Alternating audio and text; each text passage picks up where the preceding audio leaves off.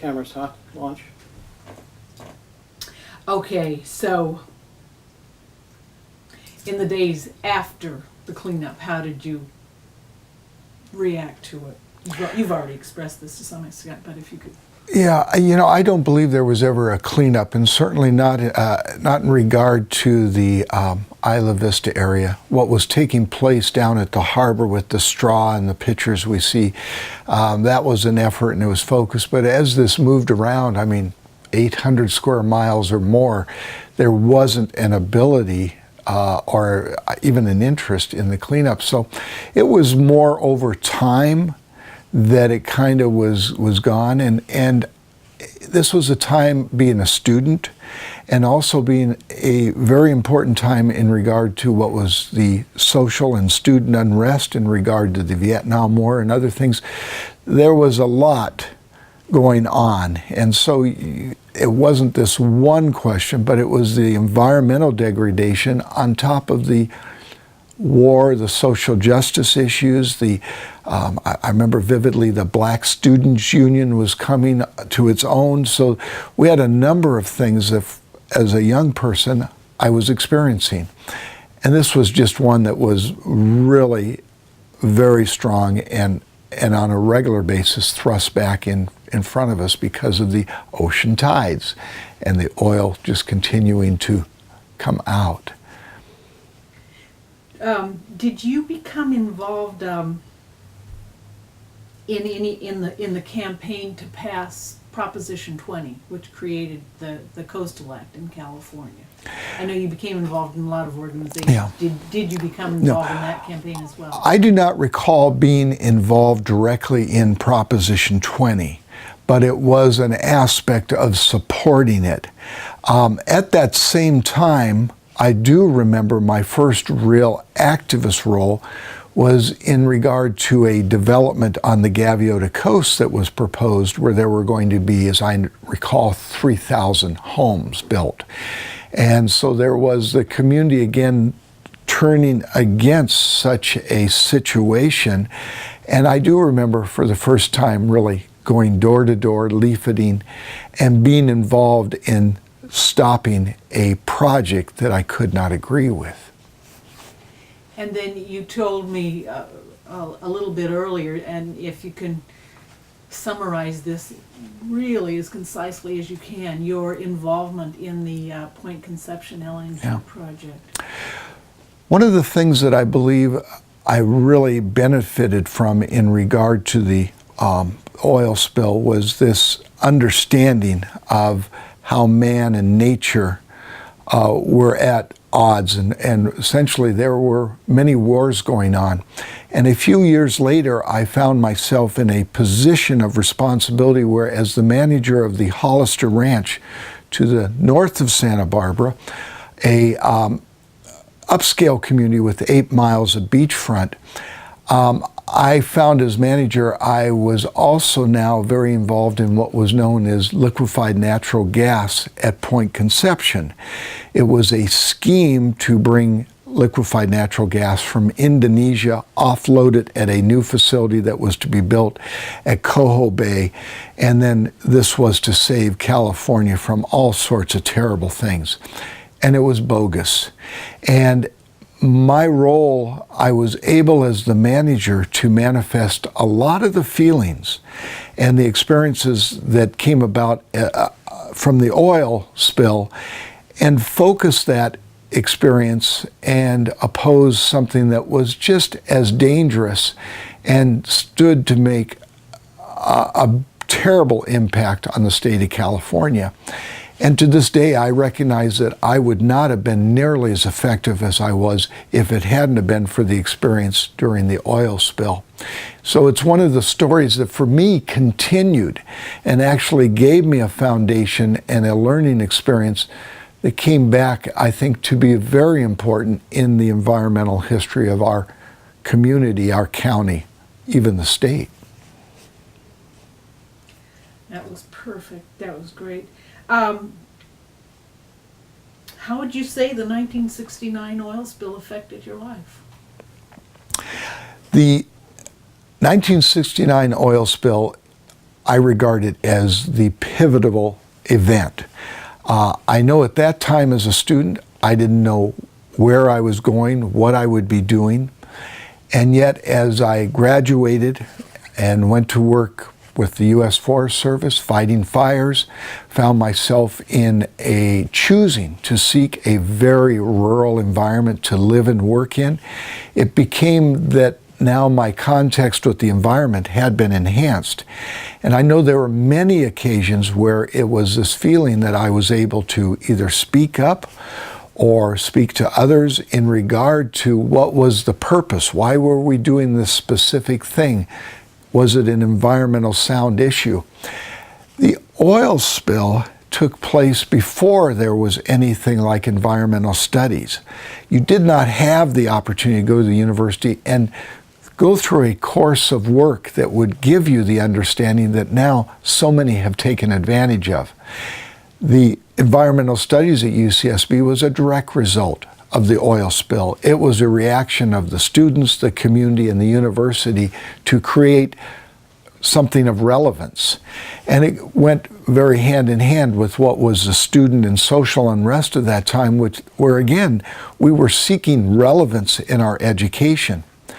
And I do believe that having been committed for 27 years being on the board of Get Oil Out, and during that time having been called on to oppose the oil industry that sought to make the Santa Barbara area the third most industrialized area in the Western Hemisphere with project upon project, I fought those as hard as I could. My family, my wife, my small children were all involved in opposing that development. And for the most part, we were very successful. And I do believe we had a very valuable role that we played. And it came to us from the experience largely that I had had in 1969 with oil on the beaches and the birds and the marine mammals and the fish dying in mass. What advice would you give to school children, high school age children, college age kids, about what they can do to protect the coast and to protect the environment? I believe that we are going to have challenges now and forever in regard to the coast of California. The desire to develop industry, offshore oil, to do things that they now consider, the industry considers safe, to slant drill from land miles into the sea. And yet we know that this is geologically an unstable area. So what are the consequences of earthquakes, etc.?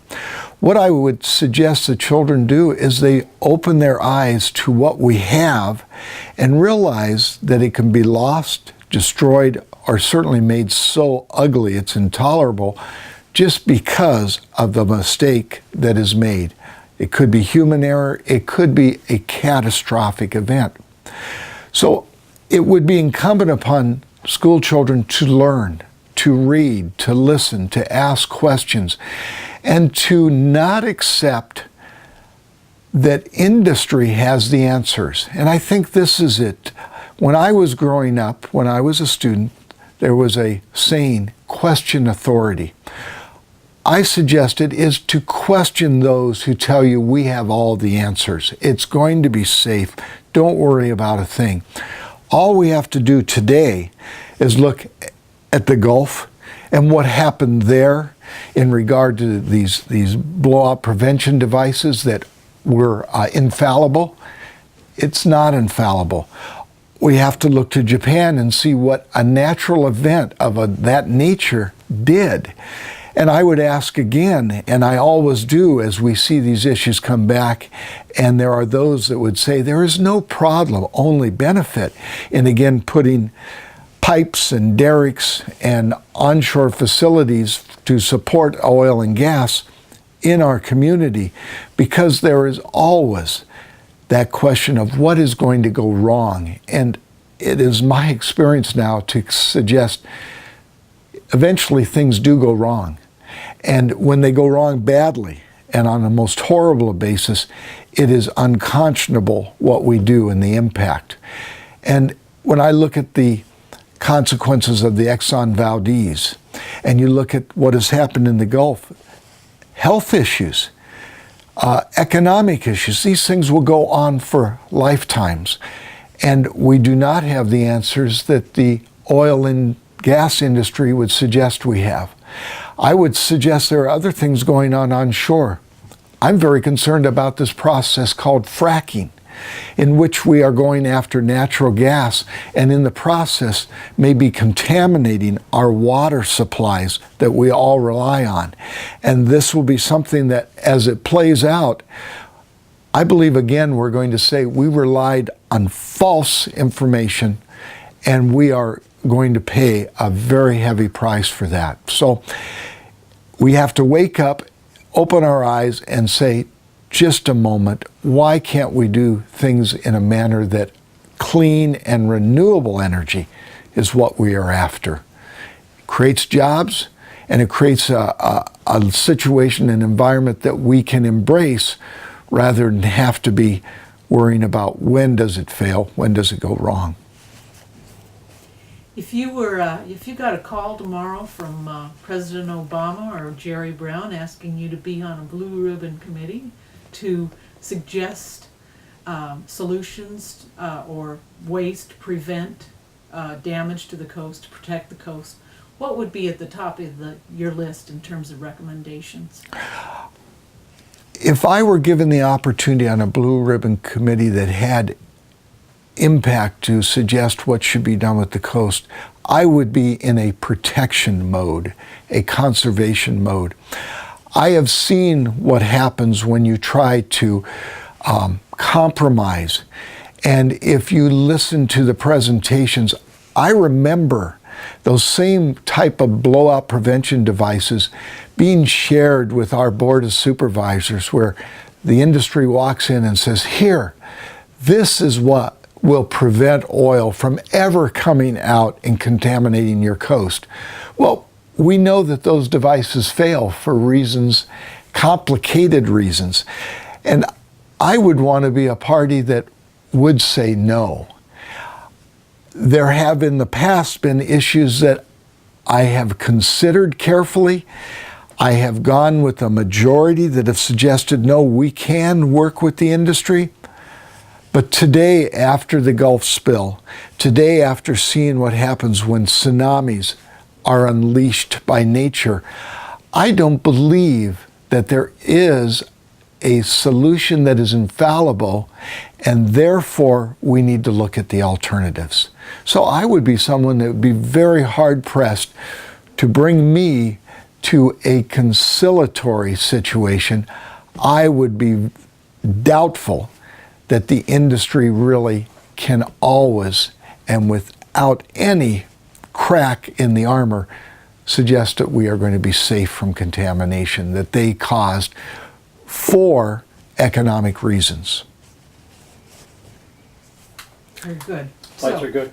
Mike's good. We're going to just switch. Okay. And get a little different, slightly different emphasis on. All right. So, and then we pick the best of all the what we have on tape. But you're really good. Couple of things. Yes, sir. Remember to start your reply with the question. Thank you. And secondly, a lot of my questions are going to be very much oriented towards coastal protection. Thank you. Right? So it's going to be not quite as environmentally broad as the questions Janet was asking you. They're going to be the same, except I'm going to remind you this is about coastal protection. Thank you. Okay? So what is your name, occupation, and what environmental or coastal protection organizations do you represent? My name is Charlie Eckberg. I am very involved in Get Oil Out, 27 years on the board of directors. And as you can tell from the name, our mission is to keep oil out of the Santa Barbara Channel. We have, because of other issues, we have consequence and a standing on these things that happen worldwide, and we get involved as we are asked to about solutions or bringing the understanding to the public. I have been very involved with the University of California, in particular the Bren School of Environmental Science and Management. And one of the main course paths out there that is offered to students is in regard to the marine environment and how to protect it and how to work on a daily basis to see that the things that we do are done correctly.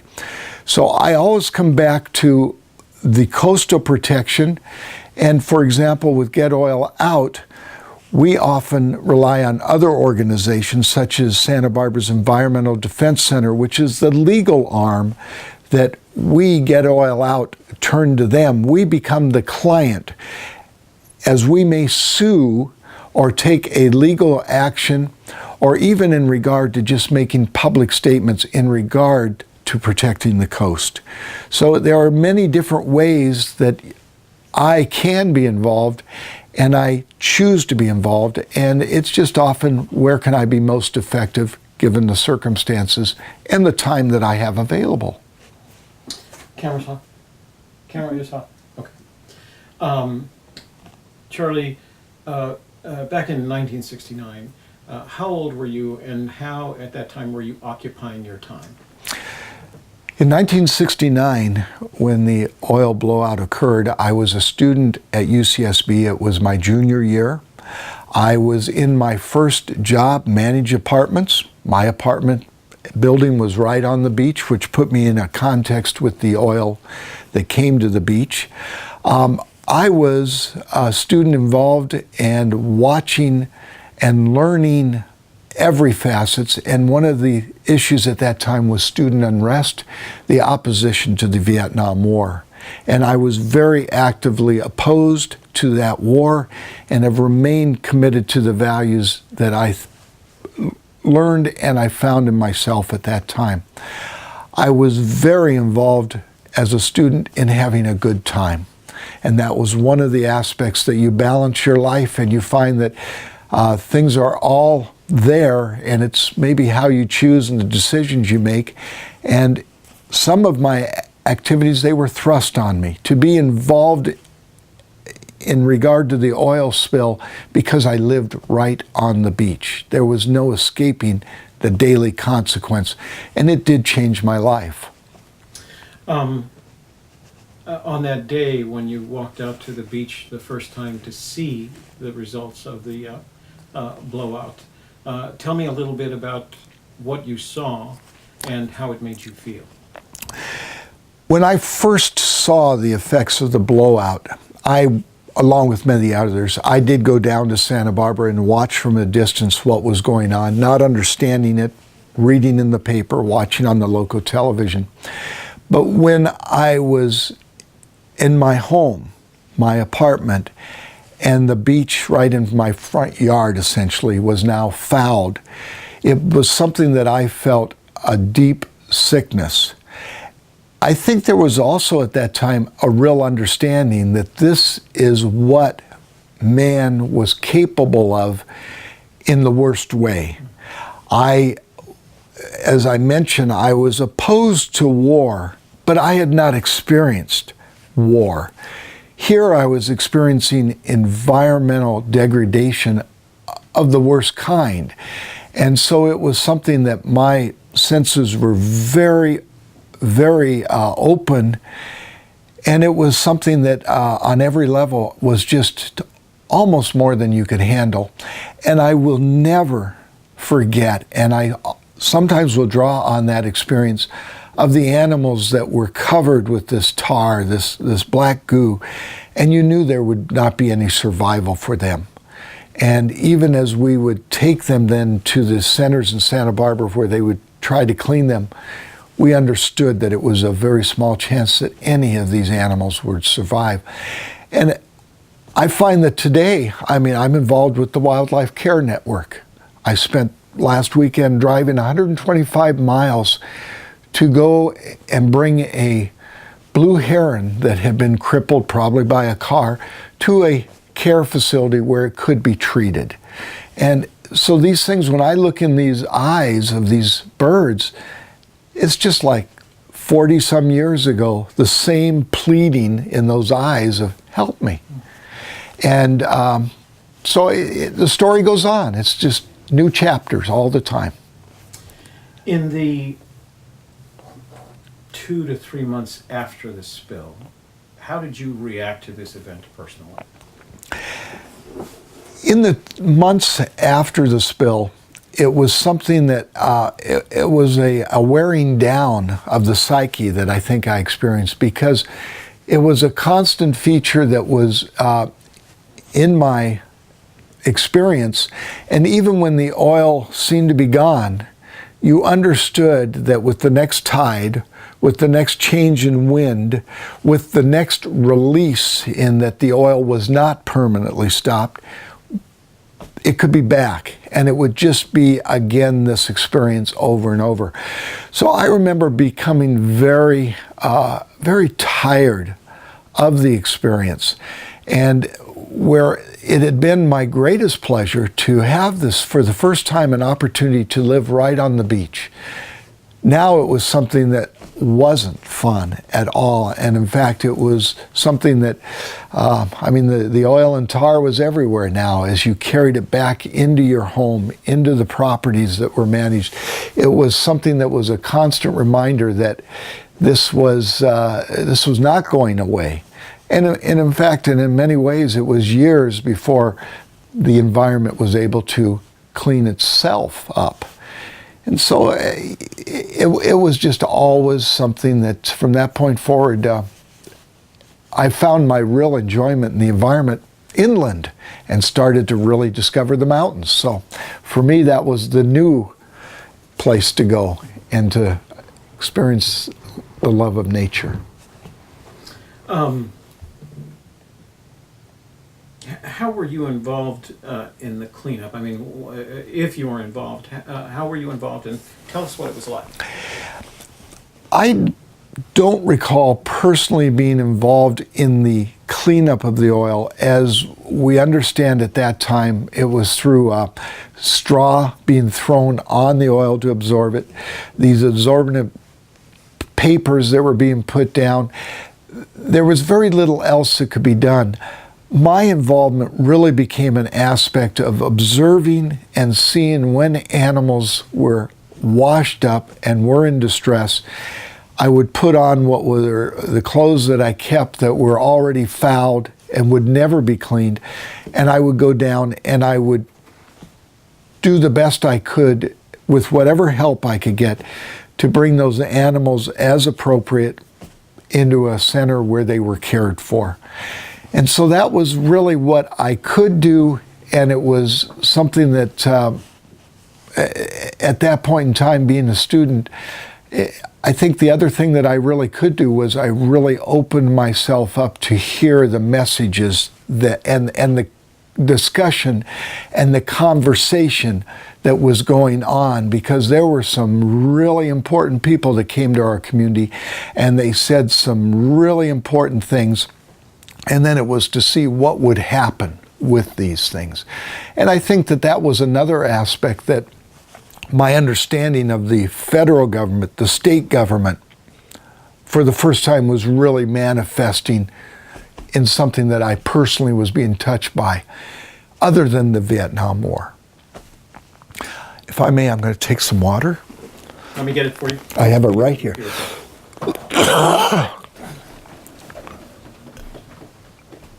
When he said if you were going to refocus. This is certainly a catharsis going through this. Well, Stay with me. So what we're going to do is we're just going to, when they make a move like that, once they get settled, I just want to ensure the focus. So we're going to press this focus button. That's going to auto focus, okay? okay, And then we're going to press it back to manual right away. So we know right now, see that manual focus is at 80. That's its alternative distance. So what we're going to say is, let's see what it does. And now it's gone to the background. So we want to center him up and get him focused, right? And then the other thing we want to do, bring him back off center slightly. And we want to go auto iris, and we're going to let it establish what the light is. And it's at 18 dB. So if somehow or the other we should lose that, AF79, we're on autofocus, we're gonna change that too. Manual focus at 79 and 18 dB. So if you ever, you kind of memorize those numbers and you can go back to them, Okay. all right? We ready again? Yes, sir. One of the byproducts of the oil spill was the democratic, with a small d, political activism that led to Prop 20. How were you involved in that, if at all? In regard to Proposition 20 and what was certainly a grassroots movement to protect the coast, I was totally in support of it, but I don't recall being involved in any significant manner. Certainly voted. Yes, I did vote in Proposition 20, trying to remember just where I was at that point.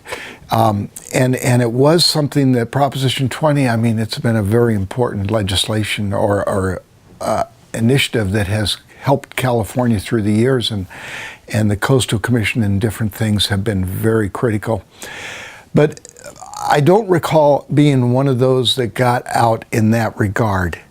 And my real activism was slow to boil, but as it came about, and I had different opportunities that thrust me into these situations, it became something that I did build on and valued as being one of my core values. And I am an activist to this date. How does GOO, the organization that you